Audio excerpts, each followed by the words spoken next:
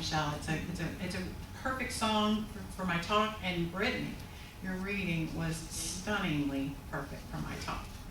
I love it when spirit makes that all congeal together like that. Because this talk today is about the idea that we are all divine expressions, having the same love and life within us, but outwardly expressing never alike. And if we believe that is true, I think our basic invitation is to respect that as a fact and live in alignment with that truth. How can we respect and allow respect to be a virtue that we practice all the time? You know, one of the basic principles that I teach is that we are each given with our very first breath the inspiration of spirit. The givingness of God shows up in that very first moment, immediately on the human plane as we are given breath. Life itself, that life energy enters our body and our mind, and it's ours to use from that moment on, however we decide to use it. And it's almost universal that babies, infants, are considered sacred little beings. You know, it doesn't really matter what kind of baby it is. It's a human baby, an animal baby, it doesn't really matter. They're all oohed and awed over, and they're protected and they're respected. And I actually got wonderful photos of an experience I had recently with a bunch of babies. You might have seen them on Facebook. I got to spend about an hour with 12 Labrador Retriever puppies. They were 5.5 weeks old. I was covered in puppy breath and licks and love and some other body fluids and stuff like that. Little teeth marks. But I got to be a guest at Southeast Guide Dogs and get to just hang out for an hour with these puppies. And I told Tammy, my friend who arranged it, I said, that was like the happiest one single hour I've ever had in my life. It was really awesome. But it reminded me of that truth that babies of all kinds are just adored. They're simply adored and respected and protected. And I think something deep inside of us respects that spark of life that's contained in that little body, regardless of where the baby's born, regardless what species or race or country of origin. What happens to us after that? What happens as the baby grows into adulthood that causes us to somehow limit the respect and protection that we give to that same life form? It's just bigger, y'all. It's just a little bit bigger, but it's the same. And I think the answer is labels. I think it's labels. You know, day after day, moment by moment, we move through our unique set of experiences and our life stuff and the situations, and the energy of the universe that started as our breath turns into thoughts and turns into feelings and choices and actions, and we begin to grow our sense of self and our place in the world, and we define our limitations and we define our magnificence and how much there is in possibility. And so in totality, we become this unique version of being human. You become you and I become me, moment by moment and day by day. And inherent in each of us is a desire to understand who we are, and in that process of understanding ourselves, at a very early age, we begin to compare who we are to everyone else. You know, you might be aware of our little angel amongst us named Remy. And Remy started kindergarten this week, and I've been kind of watching on Facebook, Rebecca, as he explores that, and he's so precious. But anyway, kindergartners start realizing that they're each different. They're different heights. You know, they come to school in different ways of transportation. They like different foods, and they dress differently, and they begin to realize that some of them will solve problems and learn things more quickly than others. And soon they can guess who will finish a race first and who might be last to be picked on a team. And they will also figure out who will get the teacher's attention and which classmate will laugh with them and which ones will ignore them. They begin to see how they are different. And at the same time as the kindergartners themselves are beginning to learn who they are, the adults around them are also figuring out and deciding who these kids each are and teaching them who they are and who they're not. And this process is happening at school with teachers, but it's happening in the home with parents and all kinds of adults around the children. And slowly, year by year, moment by moment, each of us figure out who we are in comparison to everyone else. And most of us are not taught that we're perfect. I won't use Pink's language, but perfect. So some of us learn to fear differences, and some of us learn to celebrate differences, and most of us are somewhere kind of in the middle. And typically as children, we're taught to either focus on how we are different than each other or focus on how we're the same as each other. Some of us are encouraged to celebrate how we are different and unique, and encouraged to kind of shine our own light and be patriotic in our own country and flaunt our individuality. Be you, be you. And there's an emphasis on how each one is different and unique. Most of the time, if we're taught to focus in that way, we're typically also taught that there is a limit to all the resources. We're encouraged to reach for what is ours and compete for the attention, the jobs, the money, the resources, right? But a few others are actually taught the opposite. What if we were taught the spiritual truth about life? What would happen if we were taught how everyone is basically the same and there is no competition for anything? What would happen if we could know that we have the same inner truth and life energy running through us, and we're just running all of that energy in relationship through our individual expressions into that eternal relationship with the source of every good, with Spirit itself? When a child is taught that, there is a less feeling of separateness. The truth is, our definition of ourselves is defined and influenced by so many factors. Our personality, our preferences, our family situation, our education, our community, the state we live in, the color of our body, our religion, our sexuality, our experience of gender, our travel, those hard things that happen in our lives and the blessings that we enjoy. All of those things kind of mush together. And since so many of those factors are unique, most of us begin to experience ourselves as separate. No one has ever lived a life like mine, so I am unique and different and often very alone in my experience. But is that true? Is that based in truth? Ernest Holmes says, "We are so used to thinking of ourselves as separate from one another that we are suspect of the very feeling and emotion that cause us to embrace everything in love." When that feeling of love starts rising in us, we begin to question it, right? He goes on to say, "The one who loves the most will live the most. We meet each other only in fragments, only partially, only in a miserly way, when we refuse to open the whole avenue of our consciousness to the realization that there is but one living spirit." If our human relations are to mean the most to us, we must sense that there is hidden within, around, and through each of us, as divine presence manifesting itself in infinite variations, the same impulse, the same love and life, but never quite alike in any two persons. That's my talk title today, Same but Never Alike. Our monthly theme this month is about gratitude and respecting all peoples and all nations. And today we're going to explore this idea of accepting the truth of oneness while simultaneously accepting and deeply respecting the experience of individuality. Respect. What a big word. Aretha Franklin sang it well. She even spelled it for us. R-E-S-P-E-C-T. Find out what it means to me. But let's find out what it does mean. I think that's a great life lesson. So according to Wikipedia, respect is a positive feeling or action shown towards someone or something considered important or held in high esteem or regard. It conveys a sense of admiration for good or valuable qualities, and it is also the process of honoring someone by exhibiting care, concern, or consideration for their needs or feelings. Respect. So last week I talked about the high calling that we each have to bless everything in our world. right? Remember that lesson, bless, right?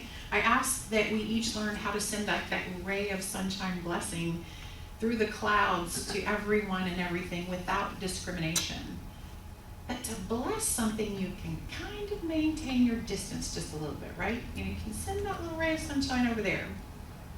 But today I'm going to up the ante, so to speak, because I'm going to ask you to lean in all the way to respect. You may be able to passively bless, but respect requires participation and mindfulness. The definition of respect that I gave contains the requirement of holding something as valuable. And so to demonstrate your inner sense of valuing something or someone, you must express that value in some demonstrable way. Respect requires more than just words. It requires action or choice. And so let me give you some examples. How do we show respect? To respect a flag, we salute. To respect a friend, we listen and help. To respect an elder, we rise from our chair. To respect a child, we kneel to look them in the eye. To respect a grave, we walk around it. To respect the earth, we recycle and conserve. To respect an animal, we treat them with dignity. To respect a transition, we grieve. To respect a performance, we applaud. To respect a grief, we allow tears. To respect a stranger, we smile and nod. To respect a holy place, we go silent. To respect a parent, we help with the child. To respect ourselves, we hold a boundary. And to respect anything, we seek to understand. So respect requires something of us. Even if it's a subtle something, it still requires something within us. And that act of respect shows that we value the thing or the person. If we're going to live mindfully in the recognition of oneness, the truth of oneness, we must train ourselves to respect everything around us and everyone around us. For most of it's a matter of unlearning those early childhood scripts that emphasize how different everyone is and how we're competing with everyone else and living in comparison to everyone else. Because respect is a virtue that flies in the face of those teachings. A virtue is a behavior that shows high moral standards. In our teaching in this center, we are working to lean into the virtuous experience of oneness. We teach you to honor and respect each other and your differences of every kind, whether it be religious or gender or ethnic or age or socioeconomic difference. It doesn't matter. The deeper truth is that we know that there are many paths to the one. If we take responsibility to hold every one of the Creator's creation, and in this esteem, we can show up in our own fullness and gratitude for each person we encounter in our lives and for each experience we have in our own lives. You know, I have this phrase that I share in class. If you've been in my class, you might have heard it. Stay in your own lane. Stay in your own lane. It's a phrase that's based in my deep belief that your soul is having the exact human experience it needs to have in this lifetime. You're here to work on your own evolution and development and learn to express your highest self, your most loving and empowered self, no matter what your life experiences are. I look at it like an independent study class. You know, some classes you take in a college setting, they're like those kind that you can sit in this huge auditorium with like 100 other students, right? You're all facing the same direction and you're being graded on the same test, and it's kind of normal because you're all learning the same math equation or scientific fact or whatever, and it's kind of normal to compare your test scores with everybody else's because you were exposed to the same lecture and did the same reading and had the same opportunity to learn the concepts to get the good grade, right? So that's kind of normal. But the most intense and interesting classes that we take in college are those independent study classes. We've gotten so far in our individual major coursework that we now need to learn things that are very specific to a particular career choice, or a study that is personalized to the individual and the personal gaps of knowledge that you have. And those gaps needed to be filled in, so someone will create this independent study for you, and that class is designed to expose the student to the exact pieces of information required to perform at the peak optimal capacity in their world of focus. How many of you have had an independent study class at some point in their life? You're like, yeah. So that's what our lives are like. Your soul is in an independent study class called by your name. The curriculum is perfectly selected to give you your experiences and situations where you can practice what you are learning. And the curriculum is vastly different than most of the other people around you. It makes absolutely no sense to compare your curriculum with anyone else's. It's foolish to feel judgment for anyone else's lab experiences that they're having. They're doing those experiments and you aren't, because you aren't learning what they're learning. They're studying to be a better version of them, and you're studying to be a better version of you. And sometimes it looks like you're taking the same study classes, but you aren't. So let me give you an example. Let's talk about my siblings. So I don't talk about my brothers very often, but today I'm going to. So when my two brothers and I have my older brother's 2 years older than me, and my younger brother's 2 years younger than me. And when we were growing up together, we had a lot of life classes together, right?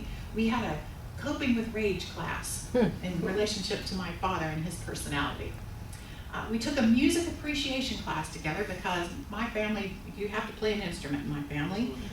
We grew up in the town where Glenn Miller went to high school, so you had a big appreciation for band music in that town. We took an intensive religion class together because of my father's deep-seated religiosity in this fundamentalist Christian home. I won't bore you with the entire list, but you get the idea. We were learning some of the same things together. We were in the same classroom. We took universal classes with all the other kids around us. We were taking, some of those courses were like how to have fun on a snow day, or how to let a friend go who no longer wants to play with you, or how to be deeply disappointed when your favorite teacher moves to another school district, right?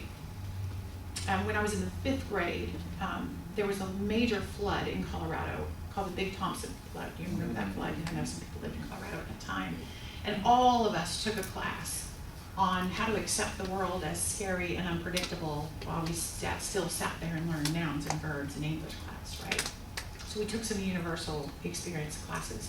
But at some point, my brothers and I began to take our independent study classes. To name a few of them, my older brother took a class in moving away, far away from family. He took that course in early adulthood. And right now he's taking one that's called Surviving and Thriving with Multiple Sclerosis. And while he was taking those courses, I took a class in Finding Hope with a Medically Fragile Child, and one in Healing from Abandonment. And my younger brother, he was taking his classes too. He was taking an intense class in learning self-love through addiction. And he took a class called Prison 101. And I couldn't relate to their independent studies, and quite frankly, they couldn't relate to mine. Before I found spirituality, I didn't respect my brother's coursework, nor their lab experiments, and I certainly didn't enjoy being called to be their lab partner, against my will. Matter of fact, especially in the case of my younger brother, I judged his addiction experiences mightily. I thought he was weaker and reckless, and I found his particular classes avoidable and painful, and I just wanted no part of it, right? Maybe you can relate. But when I learned how to stay in my own lane, when I learned that everyone is on their own path to figuring out how to take the life energy that is God given to each of us and make something loving out of it, I began to realize that my call was not to understand or judge my brothers' lives. My call was to respect them as the independent studies that they are. My calling is to be willing to be a lab partner of love and support and encourage them with whatever they are studying. My calling is to wait for them outside the classroom and cheer when they finally break free and pass that exam. I'm not taking that class. I'm taking my own class. I may have taken that class in another lifetime, or I may have already passed that class earlier in this life. So I can respect that my brothers are learning things that they just might not be learning the same things that I'm learning, nor in the same way that I'm learning them, or at the same time that I'm learning them. Yesterday, if you came, all those people, all of you who came to that transgender and gender diverse neighbor welcoming workshop, I hope you realize that we're all in a class called Learning to Accept Gender Expression in Myself and Others. We're all in that class. And the vast majority of us are just taking kind of like a basic class in it, right?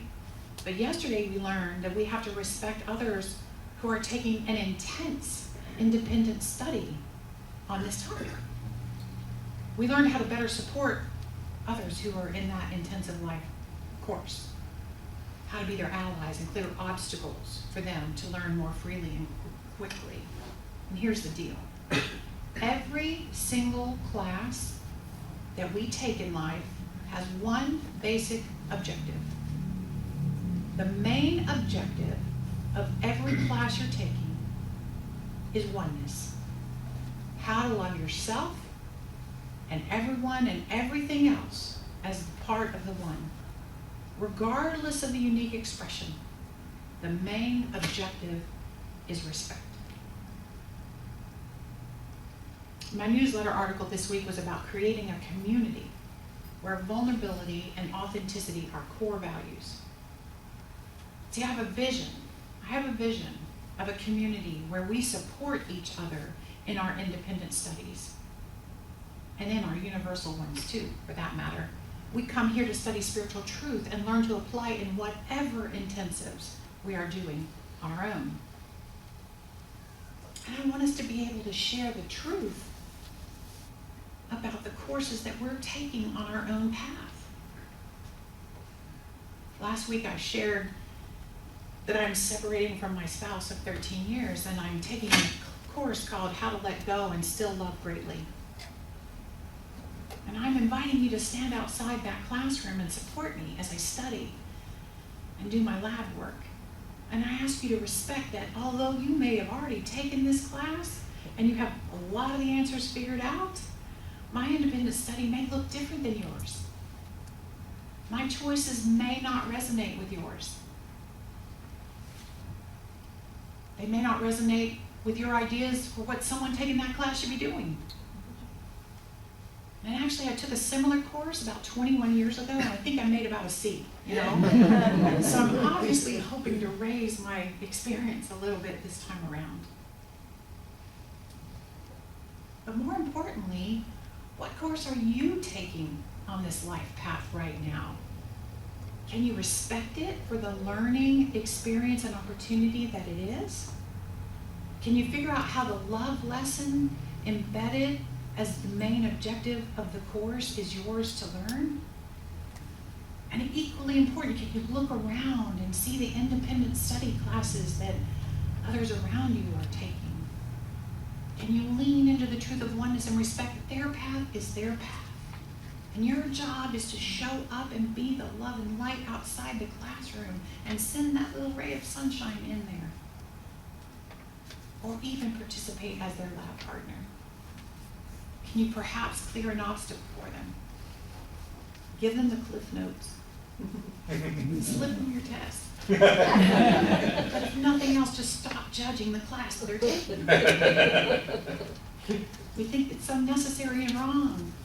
Because in the middle of the truth of oneness, when one of us passes a class and learns to love in the midst of that particular life situation, we are all a little more loving. We are all a little more free. And when one of us moves into greater love and respect, we model for others that it's possible. And everyone's lessons go a little easier and faster. Here's another question. Where have you already past a class and can model that love for the rest of us? How can you step into the role of teaching assistant and stand beside someone in their independent study, encouraging them and knowing a higher truth for them? We're all students and we're all teachers. Let's learn together. My older brother has taught me that a terminal illness is a greater call to appreciate the days that I have. When I'm feeling strong and nimble, I should enjoy that. He's teaching me that no matter how far away that you live from someone you love, you are always connected. Your mind can be together. Your heart can be together, even when your body can't be there. Matter of fact, I'm honoring my older brother here by bringing this guitar. He gave me this guitar. He visited me a couple of years ago when he was still traveling. He doesn't travel anymore. When he was still traveling, he came to see me in Atlanta, and one of the first things he said when he walked into my house was, "Hey, where's your guitar?" And I was like, "I don't have a guitar. I don't play the guitar." He said, "Every house has to have a guitar." He grew up in that Glenn Miller town, and he learned how to play almost every instrument, but guitar was his thing. So he went out and he bought this guitar. He doesn't travel with his guitar. He doesn't like to fly with guitar, so he wanted a guitar at my house. And he will probably never visit my home again. And so I brought the guitar for Evelyn to play, so she didn't have to schlep her guitar around. But his signature is on it. And when I told him yesterday that I was going to bring it here, I could just hear the appreciation in his voice that I respected something that was really, really important to him. And my younger brother is teaching me that addiction is just numbing. And we're all using something to numb ourselves, even if those things are not illegal and send you to prison. He's teaching me that redemption is possible when we truly begin to love ourselves the most. I can respect that. I can respect that. See, spirituality has helped me free myself to respect my brothers and all of my brothers and sisters. Respect those independent studies and the lessons that they can teach me on my own life path. This teaching has been a miracle in my life in this way, but in many other ways as well. I respect myself more, and I respect everyone else more too. It's a virtue that I strive to live by. So I want to close with a quote by a brilliant man. I think you'll agree, Albert Einstein. Here's what he said. A human being is part of a whole, called by us the universe, a part limited in time and space. He experiences himself, his thoughts and feelings, as something separated from the rest, a kind of optical delusion of his consciousness. This delusion is kind of a prison for us, restricting us to our personal desires and to affection for a few persons nearest to us. Our task must be to free ourselves from this prison by widening our circles of compassion to embrace all living creatures and the whole of nature in its beauty. He wrote that in 1950. Let us free ourselves as a community by showing respect and compassion for all we encounter. Remember that love is always the lesson. And when we do everything with a heart of love, love will cover us and protect us. And so it is. And so it is.